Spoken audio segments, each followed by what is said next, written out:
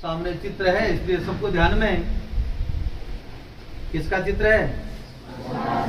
नेताजी सुभाष चंद्र बोस का जन्म। नेताजी नाम की छाप लगी है उनके इतिहास में। भारत के क्रांतिकारियों में किसी के सामने नेता शब्द का संबोधन नहीं लगा, इनके सामने नेताजी शब्द का संबोधन लगा है, क्योंकि ये देश के लिए सर्वमान्य नेता थे। कल 23 जनवरी को उनका जन्मदिन है, कल रविवार है, हम आएंगे नहीं, इसलिए आज पुष्पांजलि के रूप में आज ही अपन इनका जन्मदिन मना करके इस कार्यक्रम को संपन्न करेंगे। क्योंकि कोविड प्रोटोकॉल के कारण बड़े कार्यक्रम नहीं होंगे, फिर भी हम सबको पता है कि कल देश के प्रधानमंत्री इंडिया गेट पर नेताजी सुभाष चंद्र बोस की मूर्ति की स्थापना करने वाले हैं। तो 1931 के आसपास ये कांग्रेस के सर्वोच्च कमान इन्होंने ले ली थी। 2 बार कांग्रेस के राष्ट्रीय अध्यक्ष चुने गए। दूसरी बार में जब गांधी जी को लगा कि ये तो गरम दल का है, कांग्रेस में नरम दल चाहिए, क्योंकि 2 फाड़ हो चुके थे, गरम दल और नरम दल। इन लोगों का मानना था, गरम दल वालों का, कि विनती करने से, हाथाजोड़ी करने से अंग्रेज यहां नहीं जाने वाले, इनको तो यहां से भगाना ही पड़ेगा, ताकत के बल पर जाएंगे, इनको धमाके करके इनकी कान खोलने पड़ेंगे। ऐसा करने वालों में अनेक लोग थे, परंतु गांधी की विचार अलग था। तो गांधी ने एक उम्मीदवार उतार दिया इनके सामने, पटाभी सीतारामैया। अब गांधी उस समय चोटी के नेता थे, सर्वोच्च, पूरा देश उनको मानता था, अंग्रेज भी उसको मानते थे, जनता में उनका बहुत क्रेज था, भीड़ पड़ती थी उनके नाम से। अब गांधी ने उम्मीदवार उतार दिया, कांग्रेस का ही अध्यक्ष, कांग्रेस के ही लोग हैं, और कांग्रेस ने एक खिलाफ उम्मीदवार खड़ा कर दिया और कहा अधिकृत सुभाष नहीं, अधिकृत उम्मीदवार कांग्रेस का यह है। फिर भी सुभाष बाबू जीते उसमें। आप कल्पना करो कितना लोकप्रिय नेता रहा होगा देश का, गांधी से भी ऊपर, कि गांधी के उम्मीदवार को हरा करके कांग्रेस का अध्यक्ष बना। परंतु बाद में इन्होंने स्वेच्छा से त्याग पत्र दे दिया कि ये नाक का प्रश्न था, इसलिए मैं खड़ा रहा। मैं गांधी का सम्मान करता हूं, गांधी इस देश में अच्छा काम कर रहे हैं अभी, इसलिए उनकी इच्छा के विरुद्ध मैं कुछ नहीं करूंगा। अब उन्होंने अपना उम्मीदवार उतारा, मैंने अपना काम पूरा कर दिया, जनता ने अपना काम पूरा कर दिया, मुझे अध्यक्ष बनाया, परंतु मैं अभी त्याग पत्र। देशों के लोगों ने सुभाष बाबू की सरकार को मान्यता दी। इन्होंने सिंगापुर में अपनी सरकार बना ली, भारत की सरकार, जो बाहर से संचालित होती थी। और फिर वहां के कुछ जो भारतीय लोग अंग्रेजों के कुछ काल में सैनिक रहे थे, फिर उधर उधर चले गए, अन्य देशों में अंग्रेजों के पक्ष में जो लड़े थे रिटायर्ड हो गए, या अंग्रेजी सरकार ने जिनको निकाल दिया, ऐसे सब लोगों को इकट्ठा करके एक आजाद हिंद फौज का गठन किया। आजाद हिंद फौज नाम से पहले भी एक संगठन चल रहा था। एक यहाँ के राजा थे, उन्होंने सबसे पहले वो बना ली थी, उसके बाद रास बिहारी बोस ने भी उसका गठन किया था, परंतु एक बहुत ही व्यवस्थित रूप में नहीं हुआ पाई। सुभाष बाबू ने उस आजाद हिंद फौज को एक बहुत व्यवस्थित रूप दिया, एक सैनिक रूप दिया, और बहुत बड़ी सेना का गठन कर लिया। और भारतीय लोगों ने अथाह धनराशि सुभाष बाबू के चरणों में समर्पित की, जापान और उधर बाहर के देशों में, कि आजाद हिंद फौज को मजबूत करो, हम आपका सहयोग करते हैं, अंग्रेजों को यहां से भगाना है। ऐसा उदाहरण उनके जापान में मिलता है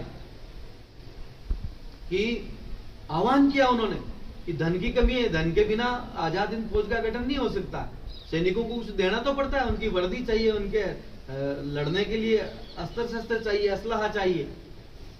तो एक बहुत बूढ़ी सी बुढ़िया एक पोटली लेकर के उपस्थित हुई, जिसको भिगमंगा बोलते हैं, फटी लीरी में लेकर के, और उन्होंने ला करके सुभाष बाबू को दी। उन्होंने कहा माता ये क्या है? उनका मेरी तरफ से भेंट है आजाद हिंद फौज को। देखा तो भरे पड़े थे सिक्कों से, सोने चांदी के सिक्के। बड़ा आश्चर्य सुभाष बाबू को, भिगमंगा मानते हैं, वो मांग करके खाती होगी बेचारी, बहुत फटे हाल में, फिर भी इसके प्रति देश, बाहर बैठी है दुनिया के किसी देश में, देश के प्रति इतना लगा, तो उस बात ने उसको और प्रेरणा दी कि फिर करना चाहिए, मुझे और करना चाहिए। हम सब जानते हैं कि इसका गठन करने के लिए यहां से किस परिस्थिति में सुभाष बाबू को निकलना पड़ा। भारत में जब इनकी क्रांतिकारी गतिविधियों को देखा तो अंग्रेजों ने इनको घर में नजरबंद कर लिया था। नजरबंद अर्थात बाहर निकलना मना होता है, एक गिरफ्तारी हथकड़ी नहीं लगती है, बाकी घर ही जेल बन जाती है। चारों ओर पुलिस पहरा तैनात कर दिया जाता है, बिना अनुमति के पुलिस के कोई उसके घर में नहीं आ सकता, न उसके घर से कोई बाहर निकल सकता। छानबीन होती है, पूछताछ होती है, लघु शंका पाने के लिए भी पुलिस की अनुमति के बिना आदमी नहीं जा सकता। उसको बोलते हैं नजरबंद करना। सुभाष बाबू को घर में नजरबंद कर लिया। किस प्रकार उन्होंने योजना बनाई। ये अफगान मित्र था। अफगानी लोग उस समय आजादी के आंदोलन में बहुत महत्वपूर्ण भूमिका में थे, जो पठान लोग हैं। ऐसा उनका एक मित्र था। उसको कहा कि तुम यहां आओ मेरे घर में, तुम लगभग कदकाठी में मेरे जैसे ही हो,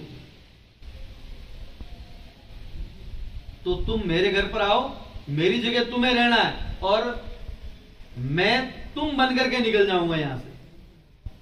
तो उस अफगान ने सुभाष का वेश धरा और सुभाष ने अफगान का वेश धरा।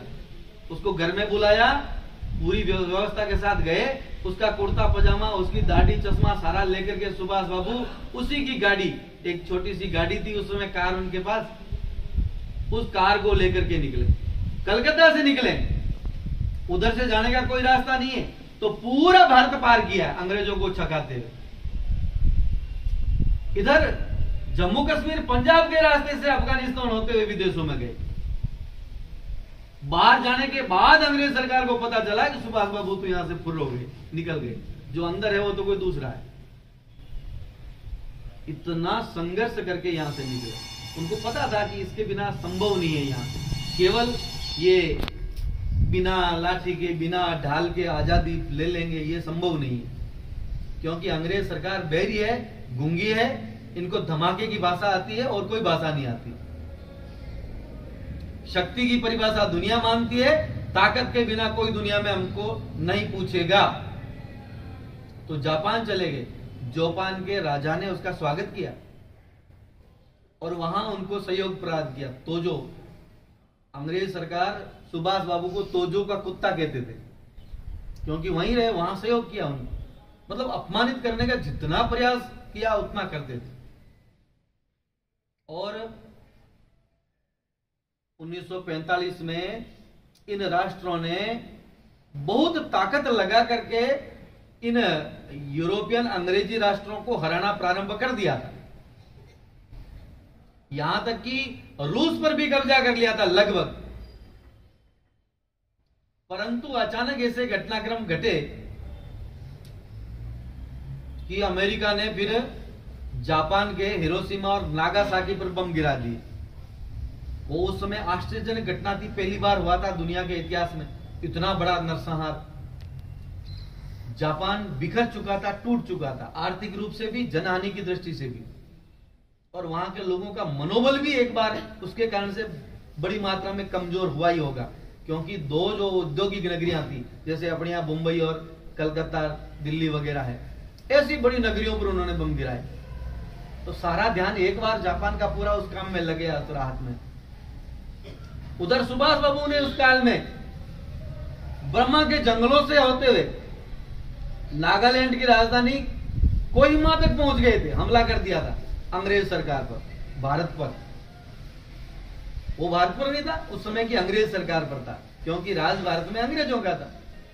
कोहिमा तक पहुंच गए थे।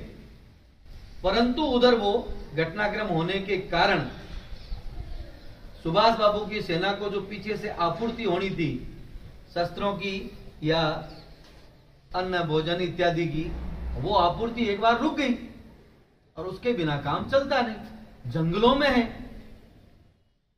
तो 18 अगस्त 1945 को एक यहां हवाई जहाज के द्वारा वो ताइपे के लिए रवाना हुए। ऐसा मानते हैं कि वो जहाज उड़ने से थोड़ी दूर बाद में ही कहीं पहाड़ियों में क्रैश हो गया था।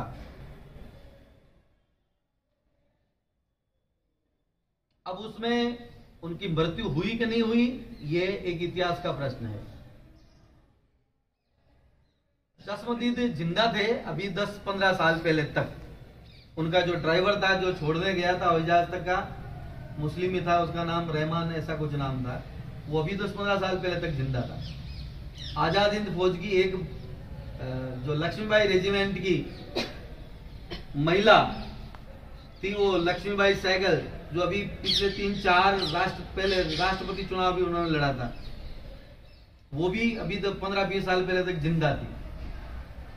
तो उन्होंने जिन्होंने देखा उन्होंने कहा सुभाष बाबू जल गए थे, 80% जल गए थे, परंतु उनकी मौत हुई कि नहीं हुई ये कोई प्रमाण किसी ने नहीं बताया कि उसी समय वो मर गए या उसके वर्षों बाद तक जीवित रहे, इसके बारे में कोई प्रमाण नहीं है।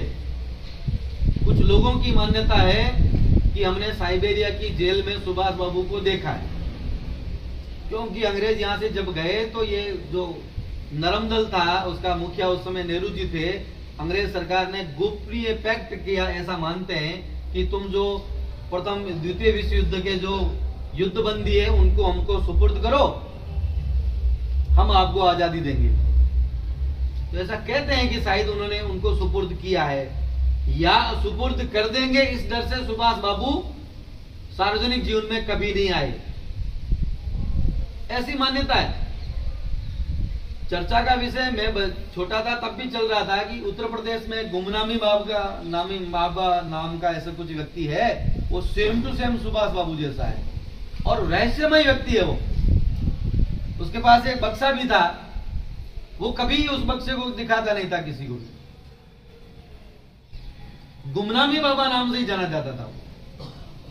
उसकी मृत्यु के बाद उसको बक्से को खोला तो उसमें कुछ कागजात वगैरह पाए गए, तो हैंडराइटिंग सुभाष बाबू से मिलती जुलती थी, ऐसा मानते हैं लोग। कुछ आयोग बैठे, परंतु आयोग बैठाने वाली कौन सी सरकार थी जो सुभाष बाबू के साथ षड्यंत्र करती थी? तो वो सारे आयोग भी लिपापोती कर देते थे कि जनता के सामने ये बात आनी नहीं चाहिए कि उस समय सुभाष बाबू जिंदा थे, बाद में हमने उसका क्या किया, क्योंकि आयोग बैठाने वाले 50 वर्षों तक उन्हीं की सरकार रही। बहुत कुछ ऐसा हुआ। नेताजी की अस्थियां जापान में एक म्यूजियम में रखी गई। देश की सरकार भी 60-70 साल तक उसको नहीं ले पाई। पहली बार अटल बिहारी वाजपेयी जब प्रधानमंत्री बने, जापान गए तो जापान सरकार के साथ समझौता किया और सुभाष बाबू की अस्थियां भारत में लाकर के गंगा में प्रवाहित की। ये अभी 15 साल पहले की घटना है कि इस प्रकार के महापुरुष की देश की अस्थियां भी हमारी सरकारें नहीं ले पाई। इतनी घटिया स्तर का विचार रखने वाले लोग इस सरकारों में बने। ये किस महापुरुष के साथ ऐसा हुआ जिसका सामने चित्र है, जिनकी दुहाई वो सरकारें आज भी देती है, उनके नाम पर वो वोट बटोरती है, उनके नाम पर वो सत्ता प्राप्त करती है, परंतु उनके साथ न्याय नहीं कर पाए। जो हुआ सो हुआ, लेकिन विचारों की दृष्टि से आज भी युवा पीढ़ी को सुभाष बाबू की आवश्यकता है। उनका जो विचार है, उन विचारों को लेकर के हमको भी चलना पड़ेगा कि संगठन में शक्ति है, ताकत में दुनिया मानती है, कमजोरों की परिभाषा कोई दुनिया का व्यक्ति नहीं मानता है। ऐसा सुभाष बाबू ने हमको संदेश दिया।